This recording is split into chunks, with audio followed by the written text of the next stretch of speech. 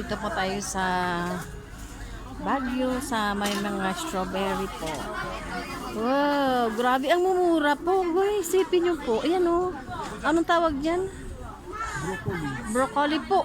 Ayan o, buong ganyan po. 100 pesos lang. Kaya ganyan sila dito, kamura po. Kaya ganyan ka-amazing ang mga product. Dito tayo magsasawa ng strawberry. Dami. Ayan, di kami nakapasok doon sa strawberry farm. Dahil grabe po doon ang putik, madulas. So, nag-enjoy naman kami kasi ang dami naming bit-bit na strawberry. Ayan. Nakita mo yung ano, yung strawberry natin. Ayan yung isang siguro. Ayan, grabe. Ayan. Bit-bit naming strawberry pa uwi. Grabe, amazing. Dito pala maanuhan yung mga... Sandaan lang. Sandaan lang, napakarami na. Magdala ka. Buha ka mga 200. Uy, ano, sandaan lang ang isang ganyan po. Napakarami. Ayan. Sipin niyo po kung gaano. Kung gaano ka mo. Pili ako ng 35 isang kilo. Pili ako ng Ayan. mag-green. Ayan po.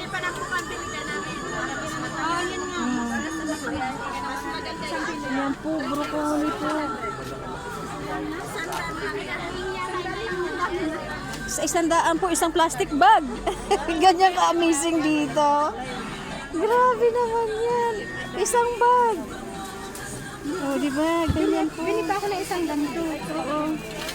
Bili pa ako ng ganito kay Isa. Sige, sige. Oo. Isa pang ano. Isa pang ganito po. Ayan po, ganyan po kamura dito sa Baguio po. Isipin nyo kung gaano. Tanggalin mo to, ma'am.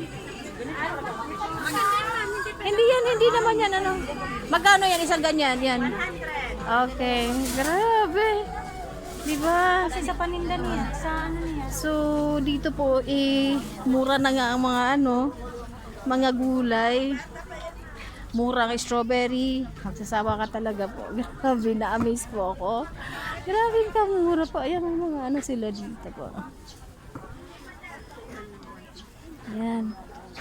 Dami mga collections. May mga garland pa. May mga colorful na mga collections. Ayan po yung mga nila. Ang cute. Diba? 3, 100. Yan, mga strawberry. Yan po. Diba? Nakaka-enjoy. Tapos, mga collection po ng Baguio. Yan po. Yan. Yan. Yan po. Yan. Ang dami. So, mamimili ka lang kung anong gusto mo. I don't know kung ano ang mga delicacy dito. Yan, meron silang strawberry wine,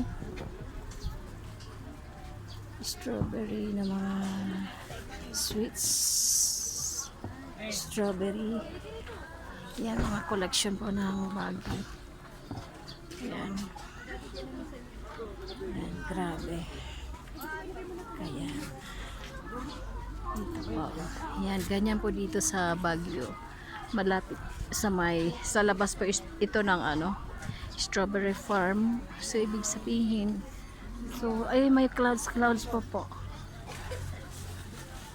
May mga pa-clouds pa sila dito. Ang ganda. Super amazing, super mumura ng mga pagkain. Ayan po. May nakatuktong na 2 strawberry. Yes po. Thank you po sa nanonood.